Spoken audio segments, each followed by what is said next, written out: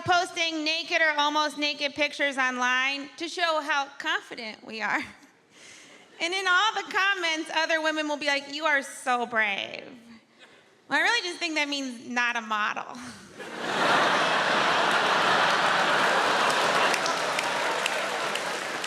it's not brave. There's no soldier looking down at that picture being like, oh, what a brave lady.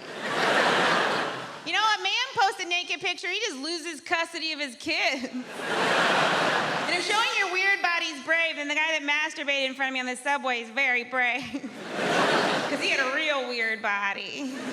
And he was making weird faces. He might be the bravest man I know. But that's the thing, we're supposed to care so much about our bodies as women, you know? And there's even campaigns that we should love our bodies and be confident in our bodies. Or we could just stop caring about it. Because you know who doesn't care about their bodies? Men. You know what men are?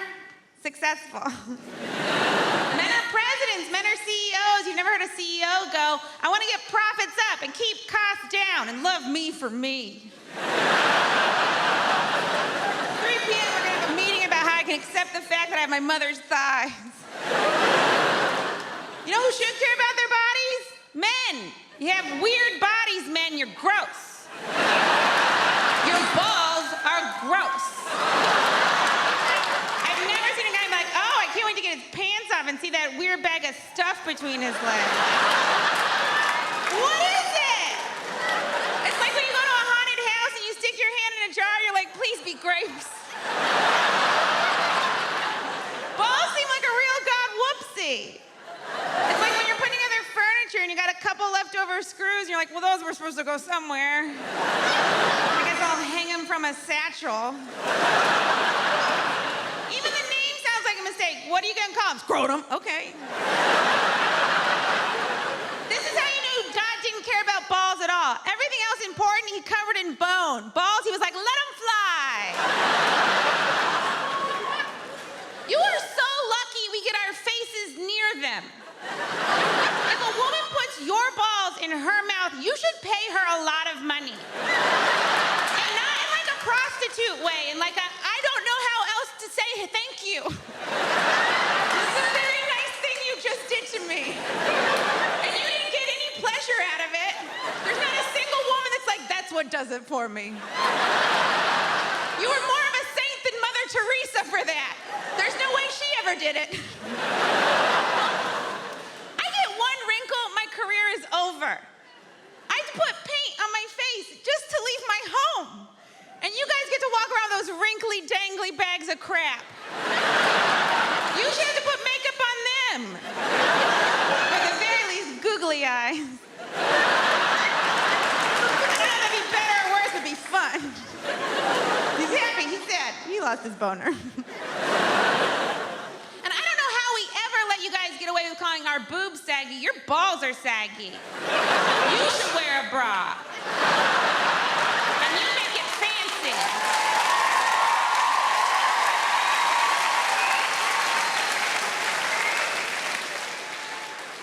All those women clapping, they meant yours.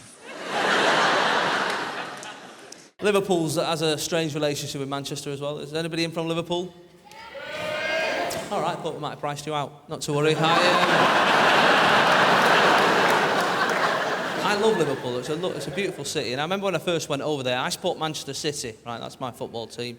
And I remember going over there in my Manchester City shirt, and I stopped this bloke at the train station. I said, listen, mate, I'm a bit lost. I'm trying to find the docks. Can you help us out? And he turned around and he went... Which is a word in Liverpool, right? Honestly, right? It means you're not welcome, right? You pick it up quick enough, right? Eventually he got to some sound, he went, hey!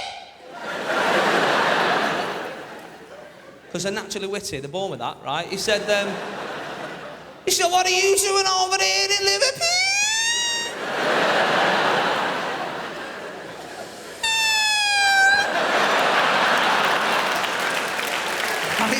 I love him.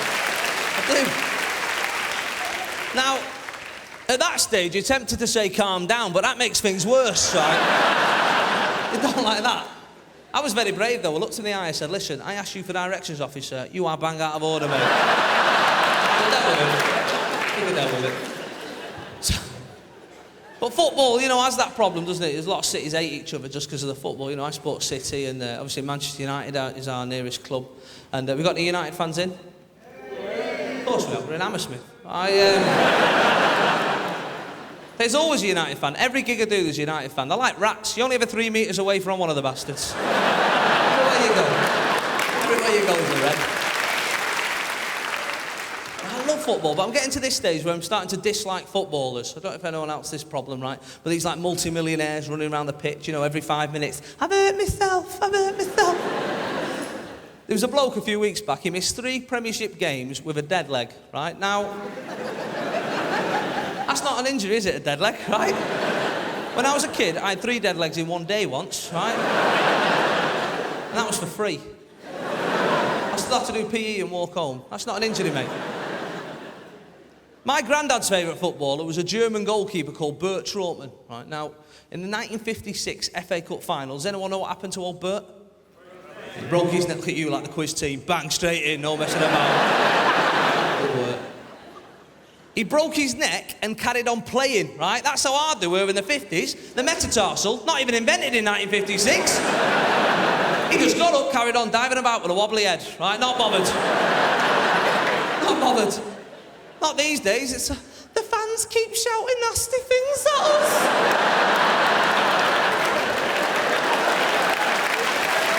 Me up. It's right, innit? And I'm there in the crowd watching, thinking, do you know what? You're on 60 grand a week. If I think you're a knobhead, I'll tell you, right? And that's the way it should work, because if I was on that sort of money, I'd take it as well. Do you know what I mean? I'd stay an extra half hour at the end of the game just to take it. You're a knobhead? Yeah, I don't know. See you next week, lads. God bless. Take care. Your mum's a knobhead. Yeah, but you should see her house. See you later. Who's the winner? You do a thing in the UK called pre-drinks. Pre-drinks, all right? Some people call it prinks, because they don't even have time to pronounce the whole word before they get on it, all right? Pre-drinks. I had no idea what it was. I had to ask my friend. I was like, Di, what the hell are pre-drinks? He said, Ignacio, it's great. We drink at home before we go out to go drinking. I said, that is the stupidest shit I've ever heard in my life. I said, why would you do this? He said, you know, just to warm up to get ready to go drinking. I said, that doesn't make any sense, all right? You don't do it for anything else, do you? You don't go, we're going to go to the cinema, pop a fucking DVD in before we go to the cinema. It makes sense. Just fire up the old Netflix and do shots of popcorn. Is it made before we go down to the cinema? Craziness. Everything revolves around booze, okay? People in this country start drinking around about 13, 14 years of age. Does that feel about right? 13, 14. Some of you, depending on where you're from, younger, some of you older, right? I get that. But I came over, I visited as a teenager, and I found out the way it works, all right? I was trying to fit in, and they were like, right, what we're gonna do? We're gonna go down drinking in the park, all right? We're gonna go drinking in the park as teenagers, all right? I was like, right. They go, right, we're gonna steal booze from our parents, and we're gonna go down the park, all right? I was like, okay, no problem. So I showed up to the park, all right? Feeling like Jason Bourne or something in my backpack, and I think, pull out the stuff, all right? What's in there? They were like, what the hell is Rioja?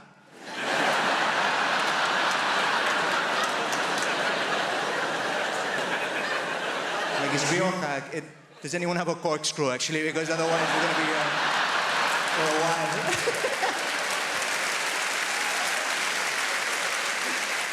The thing is, like, kids do that, and if they can't steal the booze from their parents, what they do is they'll stand by an off license, all right?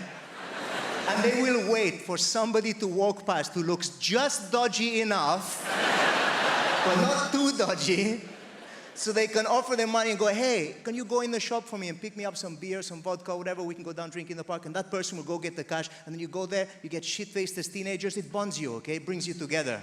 At least that was my experience, okay, back in the day. But times have changed, all right? I went to back where my mother's from, okay? My mother's from a little town in Wales called Odewale, all right? Don't know if anyone's heard of it. Tiny little town, Odewale. Odewale is a Welsh word, all right? Pont means bridge, and Adawe means over a shithole, okay? It's not a delightful place to move to from Mallorca, is what I'm trying to say. My mother hates that joke. She's like, Ignacio, please stop saying that. They've taken all of the trolleys out of the canal, all right? Can we... But I was visiting and I was walking to see my mother and I passed an off license, okay? And there's this kid stood by the off license as I'm passing, all right? And he clocks me and I've got my guitar on my shoulder, so he's thinking, this guy's got no prospects.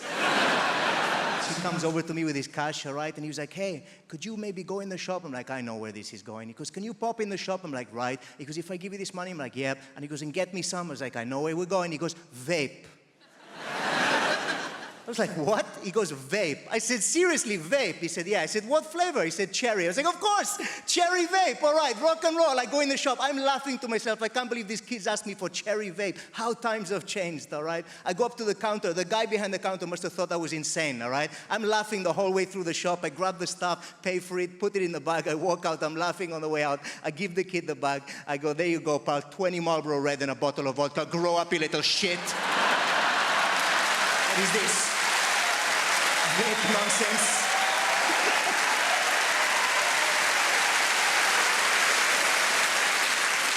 We're very fortunate. We had a wonderful time in our life. I became a dad 18 months ago.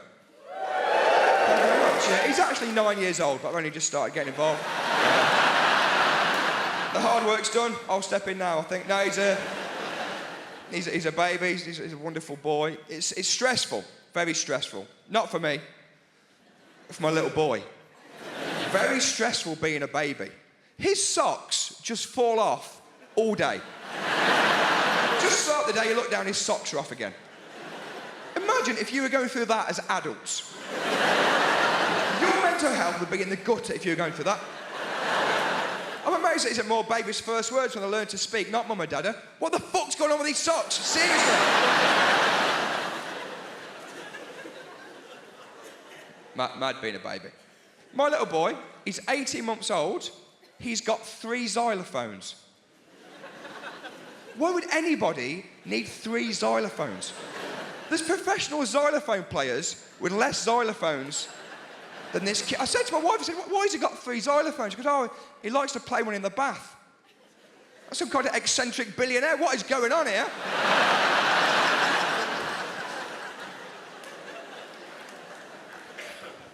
I'm enjoying being a dad. It's changed my whole perspective, to be honest, being a dad. Like, growing up, I used to think that I had an angry dad. Growing up, I always thought I had an angry dad. And now I'm a dad, I'm like, oh no, we just pushed a very reasonable man to breaking point.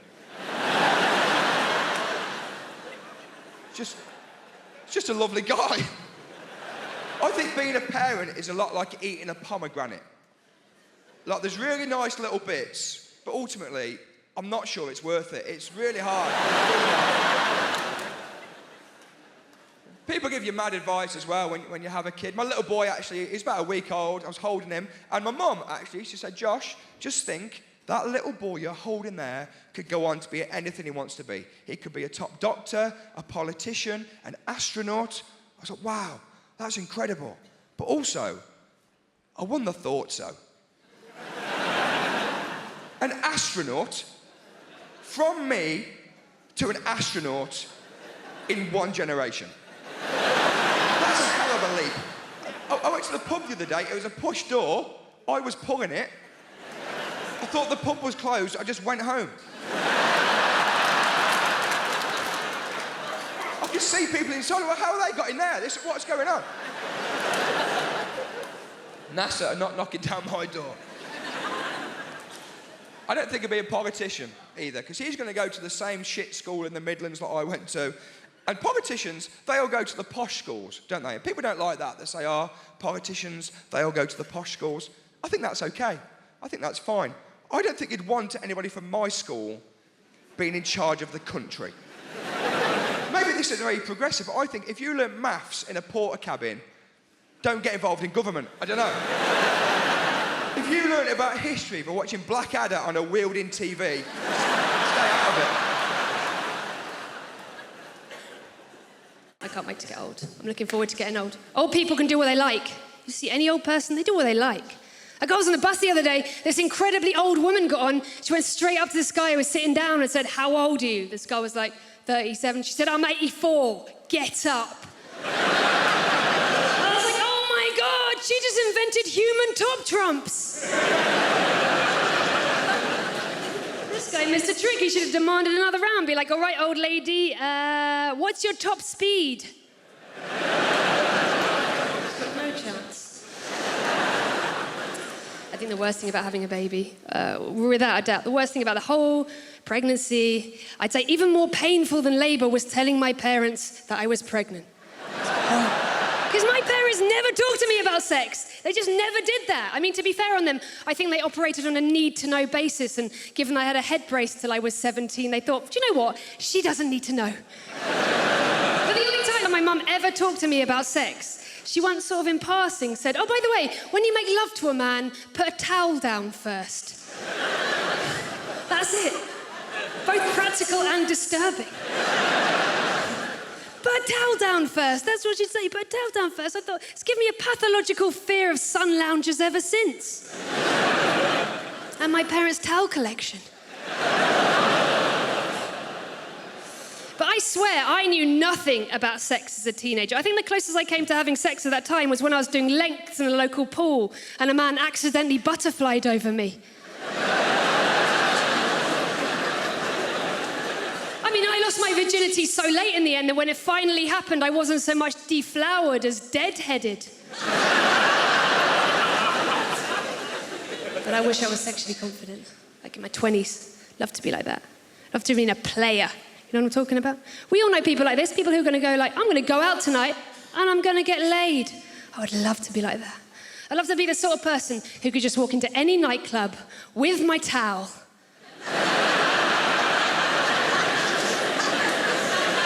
Like Gold Duke of Edinburgh award-winning piece of ass right here.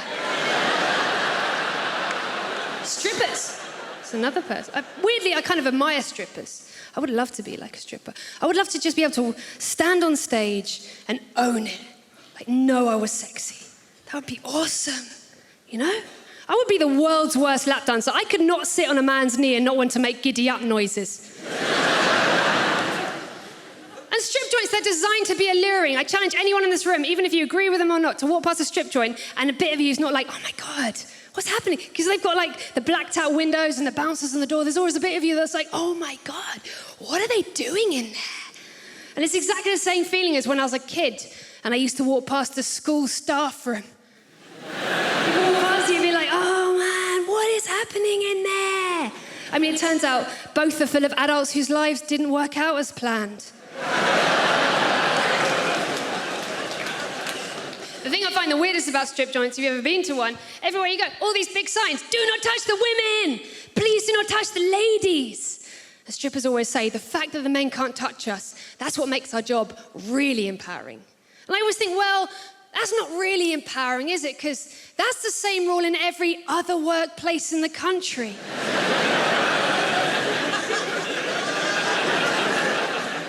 You don't walk in a shop and it says, welcome to Tesco's, don't finger the staff.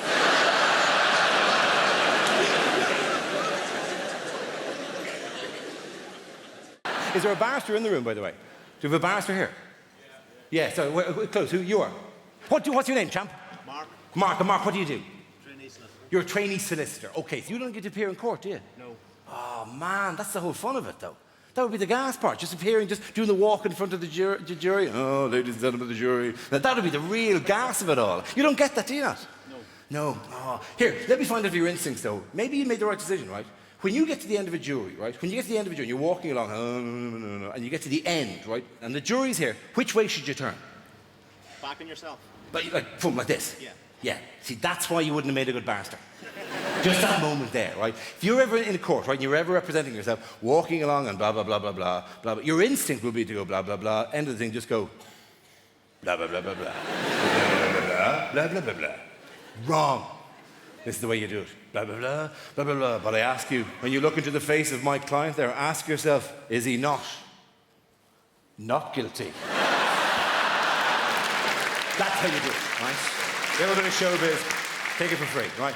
Anyway, this psychic, this nameless psychic was on recently, this is a completely true story, was on a couple of days before me in a theatre somewhere, right?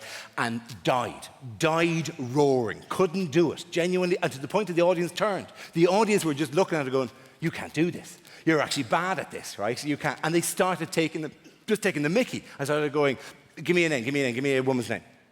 Tracy, perfect, Tracy. Let's call her Tracy, right? Tracy. And the audience started going, Tracy, what about my mother? And Tracy would go, is she dead? And they go, no.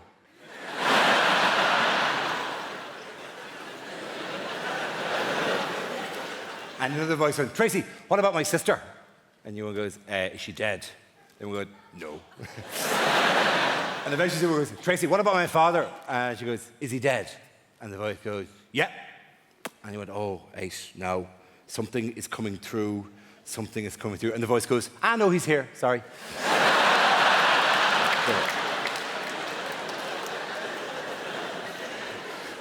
They're glorious, they're fantastic, they're fabulous people. So we had to chat with Andy, we talked to James Acaster, we talked to Julia there. The one person I really wanted to talk to was, well, actually, was a few, but Melissa from the property shows. Where's that? Hello, how are you? How's yourself? Good to have you here. You do the property shows on BBC Daytime, don't you? I do. You do? Yeah, well, you did. What are you going to do next year? Not so much in the property now, is it? That's a kind of a topical one there, isn't it? Do you know what I mean? Like, I'm just picking, you know? What are you going to do? A show called We're Staying Here? Or, actually, the schools aren't that bad. No, do you know what my favourite is? My absolute favourite? The best of all, right? Not grand designs, not location, with respect, not homes under the hammer. Property Ladder is the greatest property show in the world, right? For one simple reason, right? Property Ladder. You know the one I mean? Yeah. Very good. Brilliant. Best, almost the greatest television show, because uniquely, historically, it's the only television show ever that has an expert that nobody pays a blind bit of notice to. Every week, Sarah Beanie comes in and goes, Magnolia, and they go, no, we're painting it black. Every week, she's going, no, please, what are you doing there? We're digging a hole in the hallway to put a swimming pool in. What? She must be off camera every week doing, what am I even here? They don't even listen to a word I say. Every week I give advice, and then they make a big profit, and they think they're as good as me. Well, they're not. And she's in, she's out, she's in, she's out. It's a continuity disaster area, it really is, yeah? I'm not saying anything against her being pregnant, but it does kind of give away how long it takes these people to do a bit of basic plumbing, you know what I mean? In the time it's taken them to plaster the back bedroom that she's been in, she's had 4 kids in the time they've taken the job. Just stick her in a poncho in episode 1 and be done with it, right? Make her Mexican, she can do the accent. Come in on a donkey going, so you want to develop the property? Yeah. Perhaps you'd like to knock through the wall and make this into a separate bedroom. Yeah, that would rise you. Many pesos for you if you can possibly do that. I don't know about you guys, but I feel like it's too expensive to be dating right now in this economy, man. All my go-to moves for dating, I can't even afford them no more. I'm pissed off, you know? I used to do the Netflix and chill. That was my go-to move, but that subscription is too much right now. I can't afford it, okay? If I had to downsize, I tell girls, baby, we're gonna have to Wikipedia and chill. That's my new move right now. That's where we read the plot of the movie by candlelight. Take it or leave it. Also, bring your phone. We're using your data, by the way. You better be on gift gas. As you go, you gotta go. Those are the rules, you know. There's consequences to that, though. I had a girl break up with me just because I didn't have money, and she got a new boyfriend. He's a nice guy, I know, because I stalk him online sometimes. He's a really nice man. Treats my girl really well, he really does. He buys her expensive handbags and things like that, and that's when I realized I can't compete, man. I can't compete with that. I never even bought this girl a bag for life, not one time. That's cheap. I'll be in Tesco like, baby, you better put that cheese in your pocket. We're not spending that 50p right there. These gold diggers want my plastic bags. They can't have them. That's my bag right there. I'm not a big fan of social media, man. I'm really not. Because I feel like with social media, when you break up with somebody, you can see what they're up to online. I don't like that. I prefer in the past where you broke up with somebody, you could just lie to yourself and pretend that they were still unhappy. That was a good era. I like that. You just be lying to yourself. You'd be like, man, she probably missing me all the time. She probably sad, you know. Now you just go on her Instagram and you're like, oh, no, she 100% made the right decision. Good for her, man. I haven't seen her smile like this in years. In fact, she's thriving. She's got 3 bags for life in one photo. She leveled up for real, bet. Congratulations to you, baby, you know. Do you know, when it comes to dating, I feel like the most important thing is finding somebody that you're compatible with, someone you have that connection with. For example, I used to date this girl, me and her got on really well, but there was a problem, and that was she liked dogs, right? Don't get me wrong, I like dogs too, but she liked dogs too much, you know? She liked dogs too much. She used to kiss her dog, that was weird, you know? I don't even know what was weirder. Was it the fact that she would kiss her dog, or the fact that when she did, the dog would make eye contact with me the whole time? That's a weird power play. I said, this dog is an alpha, I don't feel safe in this relationship. This is a toxic masculinity dog right here. I gotta go. I caught that dog listening to Andrew Tate. I said, I'm out of here. I can't do this no more. I've been reading up about that. That's the new thing, toxic masculinity, man. You know, I keep hearing women say men are trash. You know, I don't think anybody's asking the important questions. Are they recyclable? I feel like that's the kind of stuff we gotta ask. Can we make this toxicity carbon neutral? Maybe, I don't know, you know. I like to think I'm a good guy, but even as a good guy, I make small mistakes sometimes, innocent mistakes. You ever been in that situation as a man, a really awkward situation, you're walking home late at night and there's a woman in front of you and it's dark and there's a lot of tension in the air. You can feel the tension, right? Obviously, I can understand why the woman's feeling tense, but I'm feeling tense too, okay? I'm a good guy, I just want that woman to relax, we both go about our day. But apparently, it makes it worse in that situation if you shout out, I'm not gonna hurt you. Like that makes the situation more tense. Sometimes they run faster when you do that. Don't do that, guys. Don't jump out of a bush and do that. Women don't like that, okay? One time I was walking behind this woman late at night. I know it sounds like there's a pattern emerging. I'm not doing this on purpose. Just woke off the night bus at the same time. It's unfortunate, you know. But I'm walking behind this woman. I was like, I don't want to make the same mistake from last time, shout something out, do something dumb. So I thought it'd be a good idea if I did something non-verbal to help put the woman at ease, okay? I thought it'd be a good idea if I started whistling at night because I thought that would make the atmosphere more jovial. No, it doesn't. Makes it way creepier to my surprise, actually. Especially if you're like me and you don't even know how to whistle properly. So then you're just a guy who's blowing in the wind in the dark, real slow, like. Look like a creepy dinosaur, you can't do that. Sometimes people come up to me after shows and say, I don't like female comedians. They talk about sex too much. I say the reason why women comedians such as myself talk about sex all the time is because, well, sex is one of the few things men allow us to participate in. I am an identical twin. I know. I get asked, how do people tell you apart? And the answer is it's pretty easy, because I live in London and she's dead.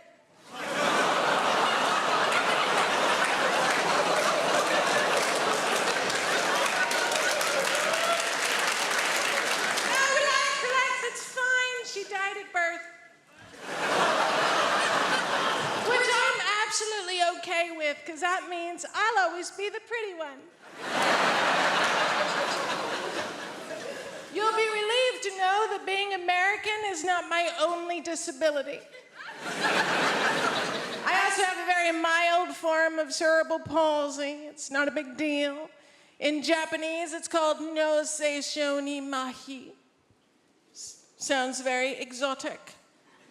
In French, it's called infirmité motrice cérébrale. It sounds much more expensive. I was gonna learn how to say it in Russian, but Putin's not my president anymore, so. All it really means is I can't use the muscles on the right side of my body very well, even my face to a certain extent. God help the man hoping for a return on a left cheek kiss, because I will bite your face off.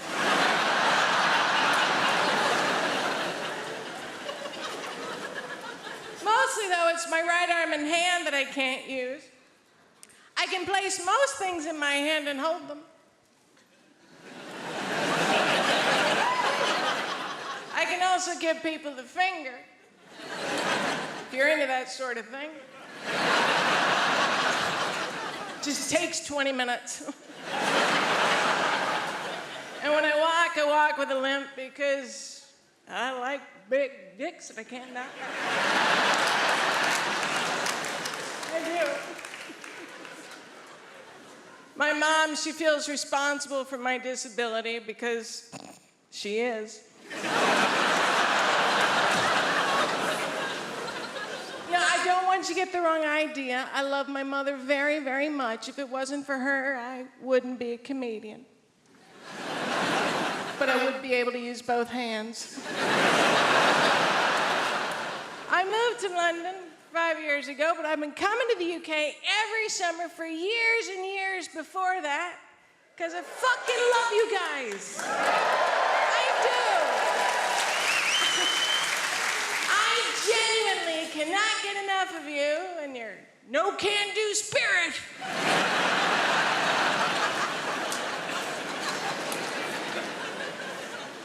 Also, as a disabled person that can't drive, I've figured out that countries with obvious alcohol problems have pretty decent public transportation.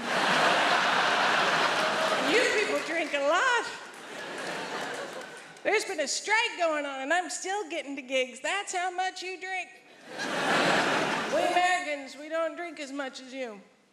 We physically can't. We're on too many opioids. Now, let me just start by saying, well done to any parents who've made it here tonight. We got parents? Because here's what I've realised. If you've not got children, you're just here. It's easy, but if you're a parent, this is everything. This will have been in the diary for months. There'll be parents in here tonight, don't even care about the show. They're just enjoying sitting in the dark for a bit. That is like a spa day for some of them. I could see them now at the back just going, this is so good. Don't make me go back, John. Don't make me go back. I get it, okay? I've got 2 young children. My youngest one's Sophia. She's 5 now. I mean, I say she's 5. She's 3 when we go swimming. I'm not an idiot. 4 on a bus, 3 on a train. That's the system, isn't it? I'll be honest, she hasn't got a clue how old she is now, that one. She's so confused. Every birthday is a genuine surprise for all of us. This kid wandering round. How old am I today then, Daddy? Depends what we're doing, darling, doesn't it? Have you checked the spreadsheet? You said Alton Towers. Right, well, getting that baby grow looks small, all right? Not paying 48 quid for you to go on some teacups, that way, mate. Come on. What does Daddy say? Well, get on board with the fraud. There's a good girl. Now stop talking, we're trying to breastfeed you. Listen! You go through that turnstile with a 5-year-old hanging off your tit, they ask no questions. I've got one, why does she have to bite me? But, so she's a great kid. There's just a lot of admin when your kids are that little. Have we got primary school teachers amongst us this evening? Great, I'm glad you're here, because I can direct all this venom at you. Because here's my problem. My daughter brings home stuff she's made every day under people like you. And I just want to say on behalf of all the parents here tonight, just stop it. We can't deal with it anymore. You don't see it at your end. You just keep sending it. Your carbon footprint is massive. It is. You might as well have driven an oil tanker into a family of puffins, you people. We'll never solve the climate problem with you involved, because it just keeps coming, doesn't it? And it's not arts and crafts anymore. It's emotional landfill. That's what it is. Because Gemma will say, oh, she's put a name on it, so we have to keep it. We don't. We don't. She's not Banksy. Get it in the bin, mate. Do you know what I mean? It's another picture of a sheep out of dried pasta, innit? We've had 4 this week. I tell you, no wonder there's a school meals crisis. Stop sticking it on paper and cook it, you morons. We'll feed these kids for years. I'm just envious of my parents now. Their lives are so simple. Like, they're retired. My dad loves being retired, mainly because he's paying the world back one day at a time for all the misery it's caused him. He sets his alarm 8 o'clock every morning, gets up, gets out into rush hour traffic. Just gets in everyone's way. That is a day out for that man now. Nowhere to go, nothing to do. Sometimes he'll even take the car. But, of course he takes the car. How else would you tow a caravan? But he's a great man. There's a man down here, so it reminds me of my dad, mate. Yeah, you don't look like him. It's just he's bitterly disappointed in me as well. That's fine. for everyone. He's called Roy, my dad, Apollo, which is a very manly name, isn't it? Like people called Roy come out the womb already able to grout a bathroom. That's how hard that name is. He was born by caesarean section, my dad. I reckon the first thing he did was turn around to his own mother and give her a quote for the damage. Just came out with a pencil, that's all right, we'll plaster over that, don't worry. See you next week.